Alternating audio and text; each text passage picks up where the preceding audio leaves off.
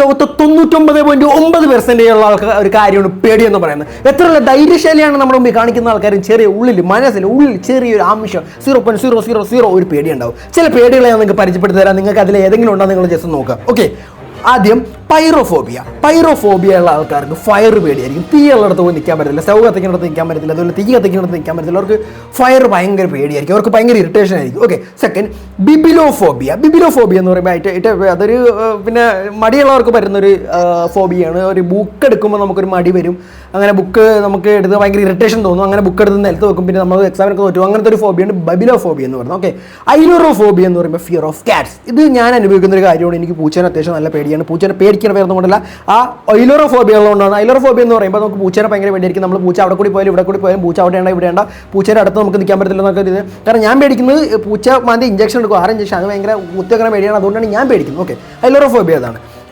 എയ്റോഫോബിയ എന്ന് പറയുമ്പോൾ ഹൈറ്റ് നമുക്ക് പേടിയായിരിക്കും. കാരണം നമുക്ക് പൊക്കമുള്ളിടത്തൊരു പോയി നിൽക്കാൻ പറ്റത്തില്ല, സ്റ്റെയറിൻ്റെ പൊക്കത്ത് പോയി നിൽക്കാൻ പറ്റത്തില്ല. സ്റ്റെയറിൻ്റെ പൊക്കത്ത് നിന്നിട്ട് ഒരു 5 നിലയുടെ പൊക്കത്ത് നിന്നിട്ട് നമുക്ക് താഴത്തോട്ട് നോക്കാൻ പേടി, അതുപോലെ താഴ്ത്ത് വീഴുമെന്നുള്ള പേടി. അങ്ങനെയുള്ള കുറേ ഫിയറാണ് എയ്റോഫോബിയ എന്ന് പറയുമ്പോൾ. ഹൈഡ്രോഫോബിയ എന്ന് പറയുമ്പോൾ വാട്ടർ അലർജി ആയിരിക്കും. വാട്ടറിനോട് ഭയങ്കര ട്രോമയായിരിക്കും. വെള്ളം മേത്തൊഴിക്കും, അല്ലെങ്കിൽ വെള്ളം കാണുമ്പോൾ, ഇപ്പോൾ കടലിലെ വെള്ളം കാണുമ്പോൾ, അല്ലെങ്കിൽ കായലിലെ വെള്ളം കാണുമ്പോൾ അവർക്ക് ഭയങ്കര ഇറിറ്റേഷൻ ആയിരിക്കും. ഭയങ്കര ചിലപ്പോൾ ചാടാൻ തോന്നും, അല്ലെങ്കിൽ ചിലപ്പോൾ വേറെ എന്തെങ്കിലുമൊക്കെ രീതിയിലൊക്കെ തോന്നും. ഓക്കെ, സൈനോഫോബിയ എന്ന് പറയുമ്പോൾ ഫിയർ ഓഫ് ഡോഗ്. അവർക്ക് പട്ടികളെ ഭയങ്കര പേടിയായിരിക്കും. ആ കുര കേൾക്കുമ്പോൾ തന്നെ, അല്ലെങ്കിൽ അവർ ആ പട്ടികളെ കാണുമ്പോൾ തന്നെ അവരുടെ ഉള്ളിൽ ഭയങ്കര ട്രോമയും ഭയങ്കര ഹാർട്ട് ബീറ്റും ഭയങ്കര രീതിയിലുള്ള കാര്യങ്ങൾക്ക് ജനറേറ്റ് ചെയ്യും.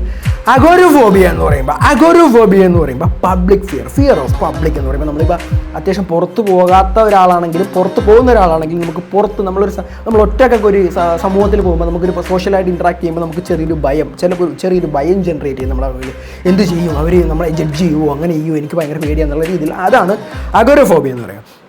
ക്ലോസ്ട്രോഫോബിയ എന്ന് പറയുമ്പോൾ ഒരു ക്ലോസ്ഡ് ആയിട്ടുള്ളൊരു സ്ഥലത്ത് നമ്മൾ നിൽക്കുമ്പോൾ ഭയങ്കര പേടി നമുക്ക് വരും.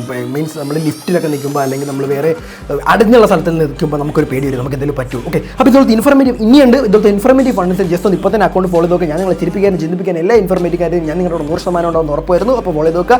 ഓക്കെ, ലാസ്റ്റ് എന്ന് പറയുമ്പോൾ ബാത്തോഫോബിയ ഉള്ള ആൾക്കാർക്ക് എന്താ പറയുക, ബാത്തോഫോബിയ ഉള്ള ആൾക്കാർക്ക് ഡെപ്ത് പേടിയായിരിക്കും. ഡെപ്ത് എന്ന് പറയുമ്പോൾ നമ്മളിപ്പോൾ കായലിൽ കുളിക്കാൻ പോകുമ്പോൾ നമ്മൾ കൂടുതൽ ആഴത്തിലായിട്ട് പോകാൻ പേടി, അങ്ങനെ ആ ഒരു ഡെപ്ത് രീതിയിലുള്ള പേടിയായിരിക്കും. ഓക്കെ, അറ്റ് ലാസ്റ്റ് ആ ഫോബിയയുടെ പേര് എനിക്കറിയത്തില്ല.